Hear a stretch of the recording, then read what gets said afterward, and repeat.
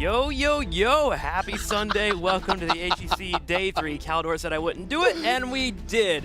Hope you guys are excited for some awesome matches today. We are finishing with some good ones. My name is Trixler, and the giggler over here, it's Caldor. Yo. Yo. Done. Just like that. So today we've got some good matches. Today we have the Playing Ducks taking on Team Liquid for game number 1, and both teams currently on a loss streak right now, both 0-2 in the last 2 matches. Yeah, exactly. So we have great games here today. We have Team Liquid, we have the Ducks, we are seeing Fnatic later on, and Europe is crazy right now. Games are so good. Basically, everybody can beat anybody. It's really amazing, and I am looking forward to both our games today because, first of all, we need to find out if the Ducks are still able to win games. That's the first thing. It's a big question mark. And then we also don't really know where Team Liquid is at. All of a sudden, at the start of the season looked fantastic, then they lose against Tricked, and I just don't know what to expect anymore. I mean, they're still up there. Let's take a look at the standings right now where Fnatic continues to reign supreme. Fnatic will be playing later on. They'll be facing off against Expert, the number 2. So we have the 1 versus the 2 this weekend, which is going to be an exciting one. If Expert comes out and 3-0s Fnatic, though, I'm done. I'm not back here next week. He's been talking about this for days now, by the way. That Expert is going to come out and 3-0 Fnatic. And while I don't really think that's what's going to happen here, if it happens, it would be crazy. There's something in the air when it comes to Europe. And, of course, Team Liquid and the Playing Ducks want to face off. Team Liquid continuing to want to climb here. Make sure to compete there with Trick Esports and Dignitas. And the Playing Ducks just looking for some victories because right now they are 1-3. And their one victory was a close one against Tricked.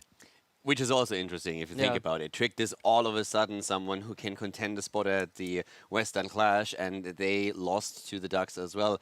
Everything that we thought at the beginning of the season has basically been just put ad absurdum. That doesn't really exist in English, does it? It's just in the air. Yeah. I don't know. I'm gonna. Yes, Caldor, that was good. Perfect. Schedule for today. What's coming your way? At the very top, the Ducks and Team Liquid facing off. They'll be our starting match later on. Obviously, Fnatic and Team Expert. The big match of the day, I think. Definitely Fnatic versus Team Expert. If there's only one you can watch, I would say go with that one. Yeah, at this point, I actually think I'm just going to stick with German. Yeah, I mean, go ahead, dude. I got you. Das wäre eine bisschen bessere Idee hier. Yep. Also langsam zweifle ich an mir selbst. Later on, Team Freedom and Gale Force for just go esports French will face off for North America, and then Tempo Storm and Superstars to finish the day. So a good day overall for this Sunday.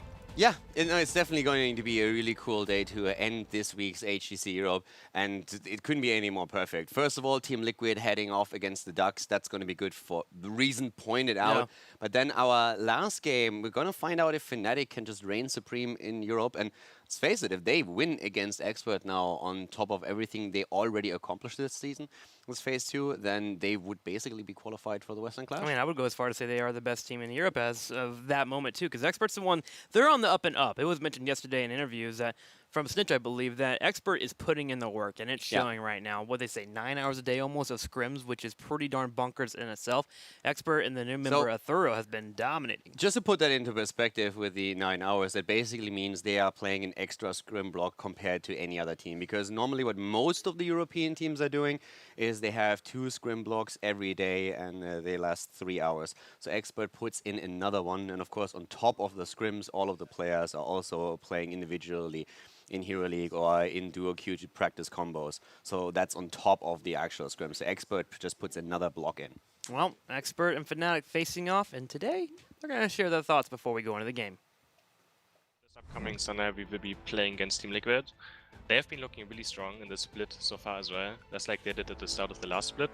So it will be a really, really tough match for us. But I think, again, if we have a strong day, we have a chance to take maps off them, and if they maybe have one of a bad day, there's actually a good chance we can maybe make an upset happen. For now, it's gonna be one of the harder games. Obviously, I think it's gonna be harder than Expert for sure. Just need to keep playing what we do in practice. Sometimes we switch up too many things when it comes to the tournament. So if we just keep playing what we do in practice, I think we have a good shot at having a good best-of-5 series where maybe we can even win 3-2. So our match against Playing Ducks, I think we are the clear favorites, but it is very important for us to shut down Sport Billy, especially his Medivh and his Falstad play. He also picked up D.Va lately, and I think it might be a very strong addition to their hero pool. So I think if we get the right draft and if we respect their kind of drafting, we are the favorites and we should be able to beat the Playing Ducks. Curious as if we'll see more D.Va today. With her latest changes in the patch, it seems like she has a hard time staying alive. But hey, Sport Billy, if anyone could pull it off, it certainly could be him. It's also interesting that D.Va as a pickup for him is not quite the role that he usually fills. And as you already said, we had recent nerfs to her, so that could also impact how they are going to draft. But the important thing to take away from what Chris has been talking about for a few days now is that they need to stay really in that pocket where they practice what they scrim and just don't deviate from it any longer, since that was a bit of an issue for them, that they were going into picks, into bans that they just didn't practice as hard with. So that's something that they need to focus on today. And Liquid is in a very similar situation. If Liquid loses here, that will be a disaster for them. Well, stick to the plan. That's the plan for the Playing Ducks. What battleground we'll be going to for game number 1? It is going to be Tomb of the Spider Queen. This is a very Playing Ducks type of battleground. They come here very often. Yeah, they sometimes have a bit of a playful approach to the map, but right now I'm actually curious to see what the first draft is going to be like. I'm sure it'll be very serious and not playful at all.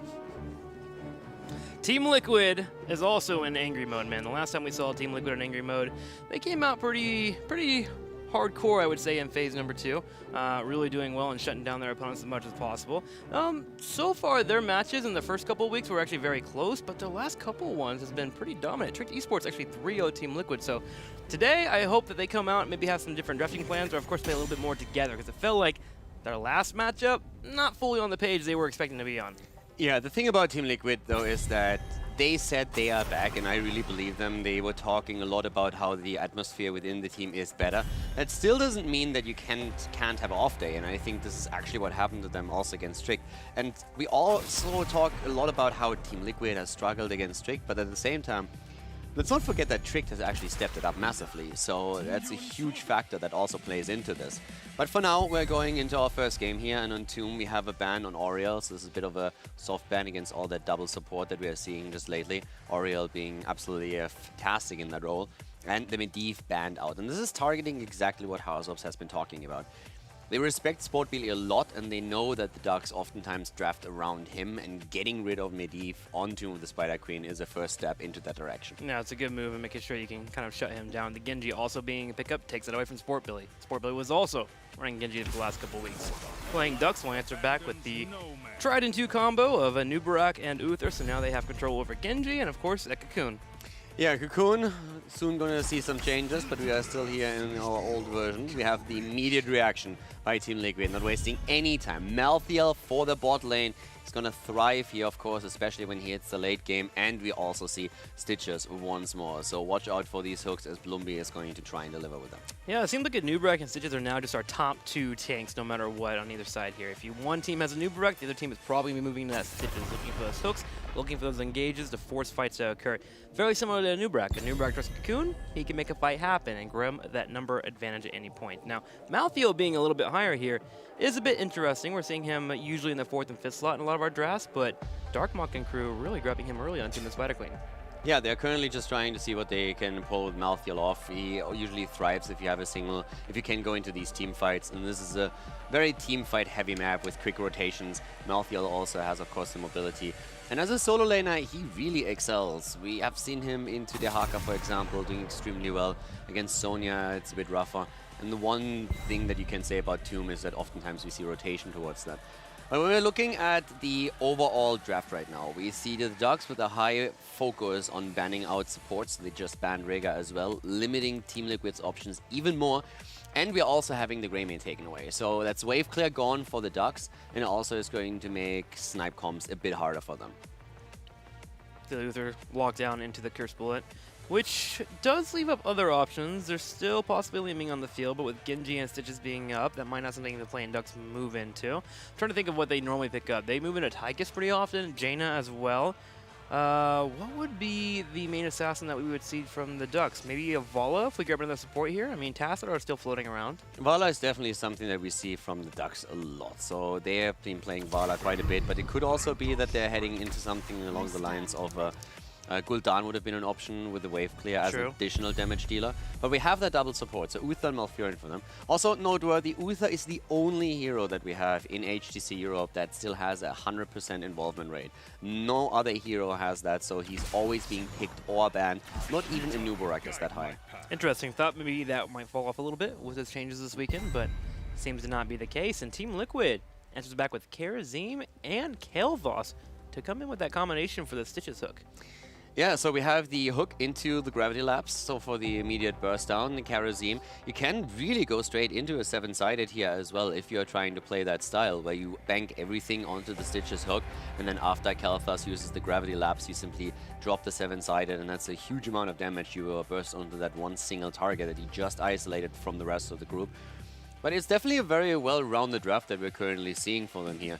And on the other hand, the playing Ducks still need someone at that bot lane. So the big question for them is who will they put up against Malthael? I could actually see the Sonya being played here. Yeah, that's what I was thinking with it being Infernal. Sonya seems to be the go-to pickup for them. Artanis is an option, probably one you won't see. Ooh, they're going to go ahead and pick up the Illidan. Illidan should also have an okay matchup against Malthael here, if he plays that right with his mobility, but at the same time now, that's not really quite what I expected. I really thought with Eternal they would rather go into the Sonya, but we have seen, of course, Illidan rise a lot in priority for a lot of teams, some of them just bringing it even to a first ban. So it's definitely interesting what we're currently having on the side of the Ducks, changing it up slightly. It's not completely unheard of for them, obviously, but It's with their new. style, I would have said, okay, this is most likely going to be a Sonya play. So we're going to see a little bit more Illidan action with the double support behind him. Yeah, they seem to favor a little bit more tanky compositions that can kind of get in your face and do a sustained fight, and Sonya kind of alludes herself to that. Now, Illidan can be just as great as well, and with it being Eternal, obviously we're not doubting his mechanical skill. This is just a bit different for the Ducks. And when you're talking about Illidan and the hunt and such, it's kind of one that you need to have a battleground that's kind of open so you can move in for the hunt. Luckily, if you do open up the map earlier with web weavers and such, you can get the options to actually move in and fight. Yeah, the wave clear overall I think is a little bit better for Team Liquid, what we're seeing here right now. The main wave clear hero on the side of the Ducks is still Vala, so the multi-shot hybrid build is probably what we're going to see here. Yeah. But we have quite a bit of wave clear on the opponent's side, and I really think that overall Team Liquid has a super solid draft, catering very well to the map, and also with a high potential of winning a team fight or isolating a hero for a snipe. I like the variety too from them here. It's a little bit more aggressive / damage based compared to what we saw last week. So obviously they're still trying to find their spot in the meta and how they want to approach this new setups, especially with the changes as of this last week. So Team Liquid looking to come out and fire a little bit more here compared to what the Ducks will be running here, which is a little bit more sustained based, more on Vala with Illidan having that chase potential. For it being Tomb of the Spider Queen, I think I'm kind of agreeing with you on your initial analysis of how the map's going to flow. The wave clear, a bit too good here for Team Liquid. Going to late game too, they're just as scary. Yeah, exactly. The late game spikes are pretty strong. Not only around Kael'thas, but of course Malthael in particular. Having that 16 just makes you so KT dangerous or in these team fights. So, especially against the double support, he's going to go for his level 7 touch of death, and he's going to make sure that they are not getting that heal in. At least that's what I would expect here. So that can be a strong tool once that we have these 5 versus 5 fights on the map. Yep, those 16 is scary for a majority of those heroes. Let's go ahead and go into it for game number 1. Tomb of the Spider Queen is best of 5 series. Can the Ducks take on Liquid? Game number 1 on Tomb of the Spider Queen. The Ducks go up against Team Liquid here today. In our first map, we see Nanda on the Nubarak. We have Wolf Joe on Uther, Sport Billy on Malfurion, Eternal on the Illidan as expected, and we see Chris on Vala. On the right side, in the red, it's Team Liquid, and they are angry, losing their last 2 matches here. We have Hasuubs on Genji, Splendor on Karazim, Nurok on Kael'thas, Darkmok on Malthael, and Blumby playing Stitches. So the one thing that I'm definitely curious about is the level 7 talent for Malthael, if he will head into the Touch of Death. Going up against 2 supports, it would definitely make a lot of sense for them to try and utilize this. On level 1 so far, we haven't seen anything chosen yet. Death's Reach is incredibly popular, and also this time actually heading away from it, trying to go into the escape tool instead. So we have basically 2 talents that are picked for Malthael on the first level. Death's Reach for the increased weight strike range is one of them. And Fear the Reaper, if you are just trying to get away from your opponents, more than an escape tool than anything else. You gain a bit of movement speed, and you can also pass through units. And this is what we're currently seeing for Darkmok here on the bot lane. Hasob, Cyber Agility will jump over here and get in the fight right away. Interesting to see Hasob's playing the Genji here. Been seeing that more on Nurok as of late, so Hasu continuing to flex for his team as Nurok will be on the Kel'Thas, looking for those hooks into the Gravilabs combo, which can be very powerful for most teams that can coordinate and make sure to land those before any type of mobility spells are available and online for the opposing team that does get hooked. Yeah, hooks and gravity labs, this is one of the combos that we have seen a lot. Oftentimes you will instead see a Malfurion or an Uther with the Stitches just to get that lockdown. And it's just really important, since the only idea, or the main idea, behind the Stitches is to isolate a target. So if you have a supporter, anyone else that can lock the hook target down, you have the best chances of blowing it away. And this is what we're probably going to see on the side of Karazim, trying to just make sure that after that lockdown, the 7-sided strike comes in, unless Splendor feels forced to go into the palm. For now, it's all about the movements between our top and our middle. Chris in particular will have to keep his eye out for Blumby, as Blumby's been sharkened for him. Ready to hit those hits with Nurok on the back right to help out. Gravity Labs, of course, being helpful. Hits on the Bala. Speaking of it, hook comes out, but sadly does not connect, and the Flying Ducks will walk away after a scuffle. Also, Sport Billy now on the Malfurion is interesting, and he also, in terms of talents, went a bit of a different way from... We've basically seen a little bit of flexible talent builds on Malfurion. We saw, for example, Bakery on the Hero 2 on level 1, heading straight into the Scouting Drone. But it's a little bit more popular to go into Moonburn and just go the full Moonfire build on level 4, and then on 7 head into the Lunar Shower. And it seems very likely that we're going to see that from Sport Billy now. It also gives you a bit more wave clear, which is something that the Ducks were lacking to a certain extent. So that makes up for it, and you can get a lot of value out of the utility. Talking about value, that hook, spot on by Blumby. Blumby does come in, gets the hook, but Nurok unable to follow up with the Gravity Labs, which makes it a little bit worrisome for me. Typically when you have a Stitches combo and you want to go for lockdown, you're looking for 2 to 3 types of CCs. Only one being here. I wonder if it'll be enough for Team Liquid to kill. So far it hasn't been, but they keep fighting back and forth here, and they are winning out on the poke exchange. The problem that they have with the hooks is that the follow-up just isn't there yet. Yeah. So far we don't see the Gravity Labs as a follow-up. It should be coming into play later on. And then they need some burst damage. And talking damage, Darkmok is going really low on HP, but able to heal himself up once again. So it was a close call here for him. It was a nice gank that we just saw from the Ducks. Yeah, he made sure that he got the mark on top of the Beetles as well that were coming in from a Nubrak. So he had 4 targets he could actually steal health from, and he was able to barely just survive. But yeah, I agree with you here, especially with Illidan in the late game when we get to around level 10. If that coordination isn't here between Stitches and, of course, Nurok on that Gravity Labs and they can't kill people off, I can see them having a really hard time. Yeah, right now, Sport Billy coming in. Soulred barely kept him alive, and Sport Billy coming in, you are right about that. In a little bit too deep because of the hook that we saw from Blumby, and this time the killer secured. That was really well done and cost them a few gems as well. Nanda now also on the run, gets body blocked actually, but the hook is just a bit too late. He already tunnels out here. So overall, Liquid off to a good start, getting the first kill here, also ahead when it comes to the turn-in, but Darkmok is finally falling, and that's 15 gems that they are not losing because Hazorbs is ready. Yep, turn-in is available for both of our teams, and Team Liquid will get a few dropped off in the bottom as they move towards level 7. Flying Ducks were hoping to turn it on the top, but Team Liquid delays them just enough here with a poke from Splendor and Nurok. So going into 7 here, who has the stronger advantage for being able to bully out and get the turn-in? I think so far it's actually Team Liquid with the poke from Genji as well as KT. There are moments where they can go in for hooks and grab someone and lock them down. Yeah, the mobility that they have is definitely great. And there's the hook you've been talking about. And this time the follow-up is there. Eternal gets healed and the double support helps. But you can really tell how Nurok is already with the living bombs really annoying them heavily. So even with the double support, it's a bit weird for the Ducks since they need the burst heal from Uther, especially after a hook. And then later on, they need to somehow deal with KT's damage output too.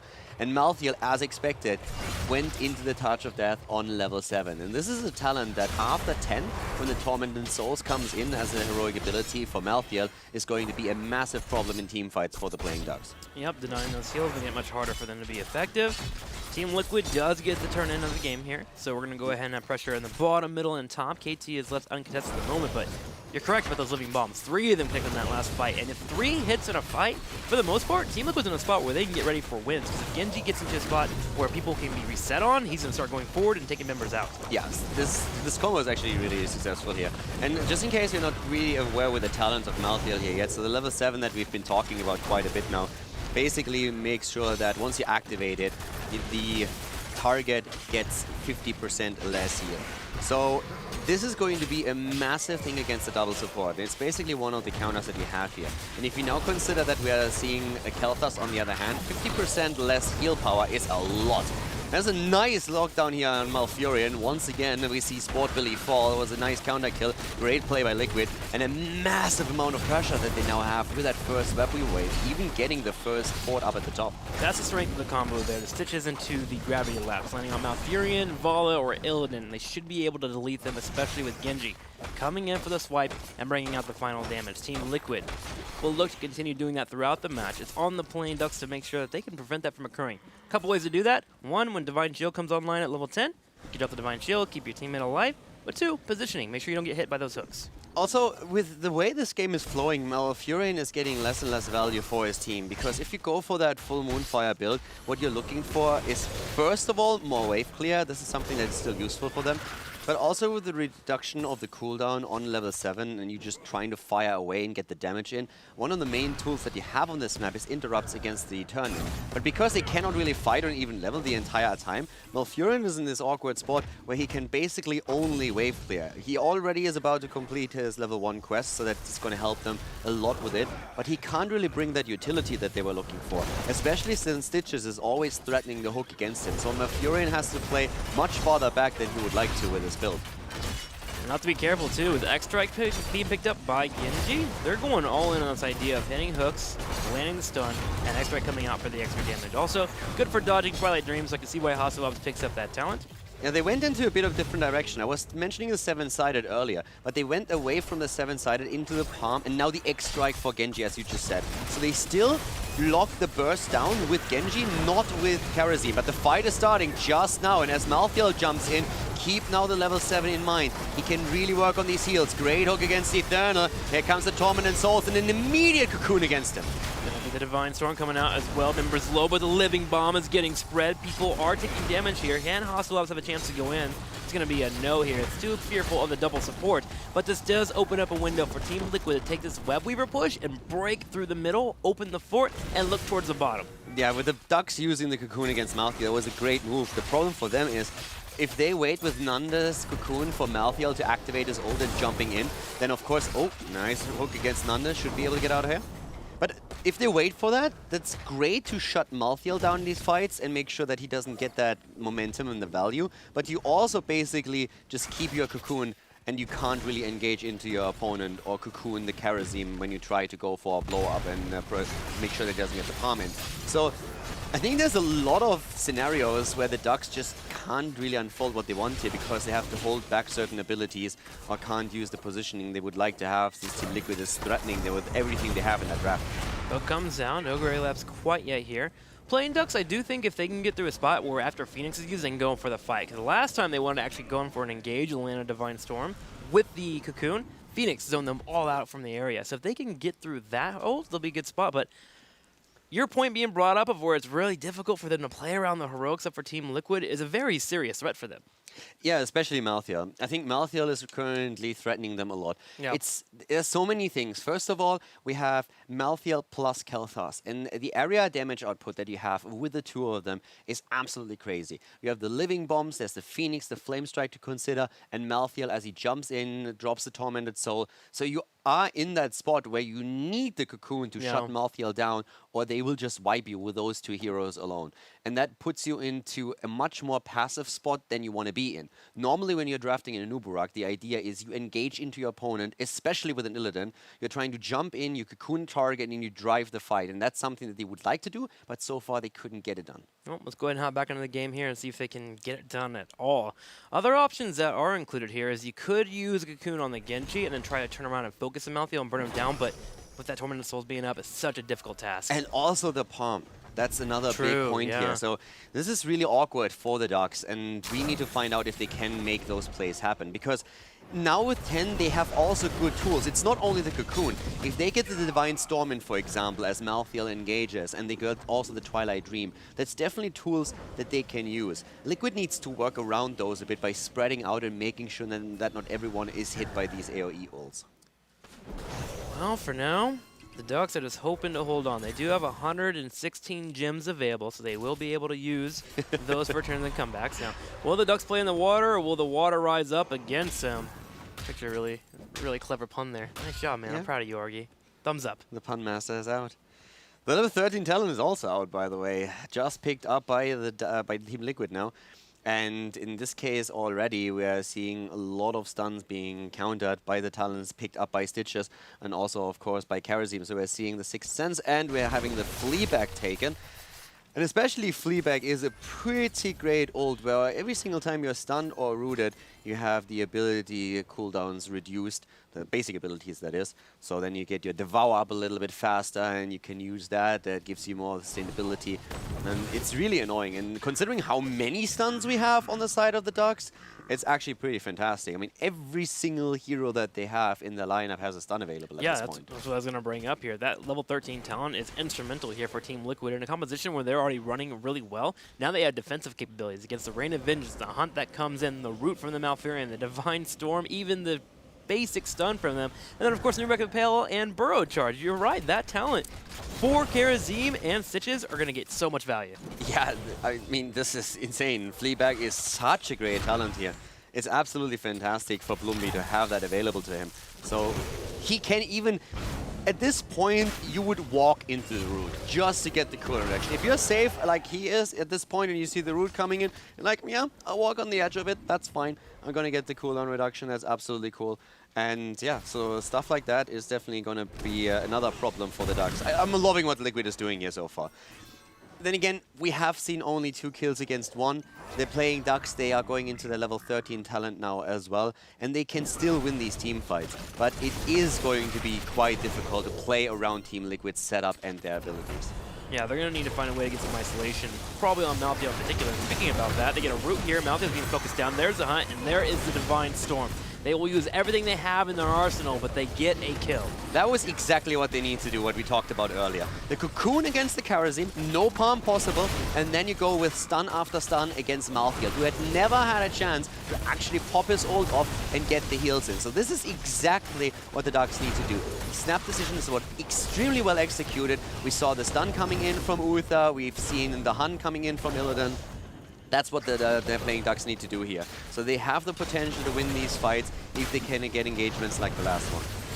Now the Ducks with the slight advantage will go ahead and maneuver forward with all of their web weavers, middle, bottom, and top. They have Illidan on the side here who's already got the Hunt back up as he's worked his trait in.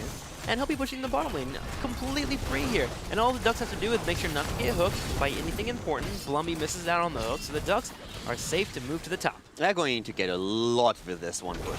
The kill was perfect. You can't get any better timing than what we just saw. The playing Ducks just take down the fort at the bot lane. We have them with the wall destroyed in the middle. And now they're moving up to the top. Blumby moves out here, gets the hook against Vala. Oh my god, Chris, no chance for him. Perfect hook by Blumby, max range as well, and the follow-up is there immediately by Nurok. Nanda now falling too. That loses them another fair share of gems, and of course the Web Weaver is now easily defended by Team Liquid. 33 gems lost and then a new pick up, and that's unfortunate for Chris. It's not like he was in the worst position possible. He just juked into the hook, assuming that the hook was going to be coming straight forward, and at that point it was kind of latched over as Kel'Thas followed it up right away, and now Team Liquid answers back by moving straight into the boss. They'll be able to grab a boss and coordinate a turn-in with this. A big change of events all coming to that hook from Blumby. And keep in mind the Reaver Mark from Malthael also applies to the boss. That really helps you a lot by chunking it down, especially after you picked up your level 16 talent. So they can easily take this, no problem whatsoever. And with the 16 talents and the boss, they have now a bit of momentum. They will also sync this up with another turn-in. So the Ducks are now in for a really frightening battle where they have to try and defend against this massive push that Liquid has set up. Well, good news for them is they are close to 16. Nande will get hooked, but he should be able to get out there with the Burrow Charge being available. Hang on. There it is, but too late, and Team Liquid turns that into a kill. Yeah, so they get the kill on top of it. This is just getting worse and worse for... Oh no, another? That would be a nightmare. Not quite. So, okay, so we have still... One kill is all that they need at this point. But this is definitely a disaster for them right now. Also, we have Soul Collector taken on level 16 for Malthael, not going into Memento Mori. We'll talk about that in a moment. For now, the fort or the keep at the top lane is the one that we are focusing on because that thing is just absolutely down. And the question is, can they maybe even get more? Can they get another one in the middle or bot lane? Blummy hooked something right there, hit 3 in that entire duration. The Divine Storm had to come out just to keep everyone alive here for the Ducks, and they will finally get all 5 up. But going back to your question here, can Team Liquid get more out of it? They're pushing in the middle already with a web weaver at about half health. Yeah, and they will break through that wall. Here comes the hunt, though. They're moving in. Immediately we have, yep, silence being used. They're moving out. Also the cleansing dash had been applied. Illidan falling. That's a really big problem. If we get another hook in, if the cooldown is ready in a moment and they can get another kill, they can move through that keep and maybe even go for the core. But the Ducks are playing it safe here. And especially the cleansing dash on the side of Karazin was so important with this. It's a really cool pickup. We see so much wave 1,000 fists being taken or 100 fists being taken, but now the cleansing dash against this stun setup that Team Liquid has, the playing Ducks have, is fantastic. We mentioned it earlier. Every single hero on their side has a stun. So great adjustment here from Splendor. Yeah, if you're a Karazin player and you're looking for that 16 and trying to figure out where you want to pick up those talents, one, just look at your opponent, see if they have the stuns that are mentioned by Caldor, but also realize the kill potential that you have on your team. If you have a Genji, a KT, and a Malthael, you have kill potential. You don't need those punches at level 16 unless you're trying to proc your trade. So feel free to grab that cleanse for your teammates, keep them alive, and continue to zip around. It's one of the cool things with Karazim in particular. He basically has a triple cleanse at this point, thanks to his level 7 talent. So you go into your 7 and your 16, the blinding speed, and you go into the cleansing touch. And after 16, you have a triple cleanse. Of course, that cleanse comes online really late in the game, but it's still useful for them. And talking about adjustments, while we're seeing hooks flying left and right here, Soul Collector, I mentioned it earlier, has been taken by Malthael on level 16. So no Memento Mori. The talent has been nerfed slightly, only 80% increased damage. Compared to the 100 that it had before, the 100%. But Soul Collector just increasing the range a bit of the Soul Rip and also the cooldown reduction here. So it's really all about survivability for him now in the first place. And that's all he needs is to stay alive here, with Genji having his own tools to get out of the fight, as well as a KT with a Mana Addict. Just getting some sustain can always be good for the Malthael. Now 19 to 17. Team Liquid close to level 20, a full level away, and they're pushing in their opponents constantly. You see Blummy throwing out these hooks. Nande is at the point where he's literally in the front lane, willing to get ready to get hooked and burrow charge away, simply because he has to. If any of his teammates get picked off now, that could be game over. Yeah, he needs to be absolutely on point here, and they need another kill as they did before with a good cocoon as they start to engage in here. See how they are not even going for Bloomy. They don't want to trigger the fleabag here, but Nurok is down, and again, the great cocoon at the same time. Blumby keeps himself alive for a second, and they are able to drop not only Nubelbrak, but even Illidan before. They get the triple with Uther falling, and Vala is a sad 4th kill as they are trying to get Malfurion as well, and I don't think there's a chance for Sport Billy to survive.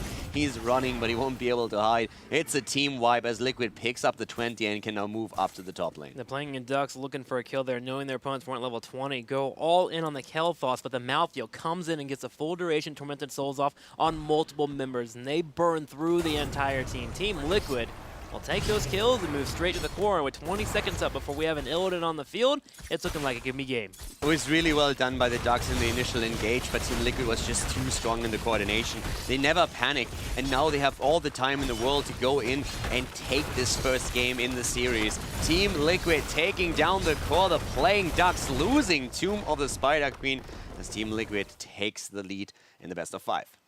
So looking at the compositions, we saw the playing Ducks having a massive amount of CC and lockdown available for them. But in the early game, a couple of hooks seemed to really make them scared. They play a little bit more reserved overall. I feel like with those type of compositions, when you're facing off against the Stitches, especially pre-13, you need to be forcing situations, trying to force fights as often as possible, simply for the mere fact that you have the CC, you have the lockdown capable. It was just really difficult for them against what Team Liquid had. When we saw the draft, you look at the draft and you're saying, I can see a lot of cool things happening here. A hook into a gravity labs, you have nice AoE, you can cater towards the map.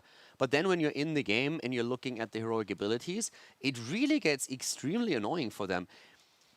Touch of Death, denying so much of the heal already. So that's the first aspect. That combined with the AoE damage that you have through Malthael, through also Kel'Thas, and on top of that the Putrid Bile from Stitches, all of a sudden makes the entire dynamic shift. You want to use your Cocoon against Malthael, but if you use the Cocoon against Malthael, you can't Cocoon Kharazim, who you try to shut down when you're going for a blow-up kill. So there's all these things that all of a sudden just came together for Team Liquid in a beautiful fashion. It was amazing, and the last team fight showed that in particular. I like the KT in particular, the addition of the Phoenix being available for the zoning potential when the Cocoon came out, just to make sure that you keep your opponents at bay long enough, because if they come in for the fight, they're going to take damage. You can step forward and bring out the leaving bomb. So cool play here, and good adjustment by Team Liquid with Cocoon being in the mix. I actually think we also have the replay ready from the last fight, so let's just take a quick look at that and see what exactly went down here. So we have the hook missing at this point, and Nanda, they're already looking for Nurok here. And just pause it here for just a second. You can see how everybody starts to jump in here, trying to drop them. Even a cleanse was being used before, but we have the Cocoon coming out right over here. So there's, in this situation, no palm available anymore. And everything that we are seeing on the side of the Ducks is just they all head in. They all try to get the kills here. We have, of course, also then Malfurion looking for the Twilight Dream. But the one thing that we need to point out here, first of all, you see the Phoenix right there. At the same time, we're having Bloomby, who's just going for the Putrid Bile. So there's so much AoE in this situation already, so much damage output. And if you just play it forward now slowly, you can see how this comes into play. Everybody moves into it. There's so much area damage. They get the kill against Kel'Thas, but at the same time, there's still living bombs. There's Putrid Bile on the ground. Malthael comes in with all the damage output that he has, and all of a sudden, everyone on the side of the playing Ducks are just getting lower and lower, and of course, we all know what that means. Genji is having a heyday and is just saying, like, boys, this is fantastic. I can kill everyone here. Gets one reset after another. They clean house. They get the team wipe. And from that point on, the only thing that Liquid has to do is move to the top lane. But it just shows how strong that setup was. The Ducks were looking so strong. They said, like, we need to get the kill. Yeah, before 20. We need to move in. We need to get the hunt. And with an Uburak, we go in, we cocoon the Kharazim, and we take someone down. And Kharazim even got the cleansing touch off. I have no idea what I just broke, but we're still live. I think my monitor went out, but that's cool. So they jump in and they get the kill, but Liquid is in a perfect spot. Sure. It's just such a small corridor, and you have Putrid Bile on the ground, living bombs are dancing around, you have the Phoenix, and then Malthael says, you know what, there's already a lot of AoE, I got this, boys. Jumps in, drops the Tormented Soul, gets the damage in, and Genji is just saying, alright guys, it's time for the Genji show. It was so difficult for the Ducks to make anything happen in these situations, so Liquid's draft was a work of art. Well, a work of art for them, but Battleground number 2 is on the way, and the